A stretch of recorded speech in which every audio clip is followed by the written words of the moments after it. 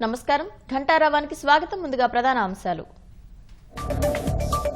మహారాష్ట్రలో బీజేపీ సారథ్యంలోని మహాయుతి కూటమి విజయం.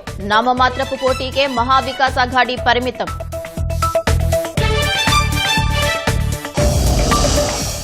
మహారాష్ట్ర సీఎం రేసులో ముందంజలో దేవేంద్ర ఫడణవీస్. చరిత్రాత్మక గెలుపునందించిన ప్రజలకు మోదీ కృతజ్ఞతలు.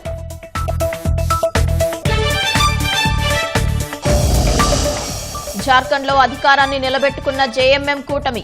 మొత్తం 81 స్థానాలకు 56 చోట్ల జయకేతనం.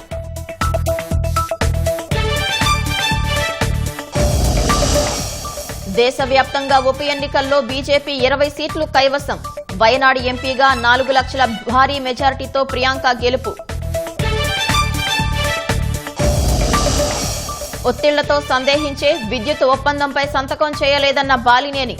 జగన్ కు ముడుపులు నిజమైతే క్షమార్హం కాదని వ్యాఖ్య. నందిగామలో చంద్రబాబుపై రాళ్ల దాడి కేసులో పురోగతి. 6గురిని అదుపులోకి తీసుకున్న పోలీసులు.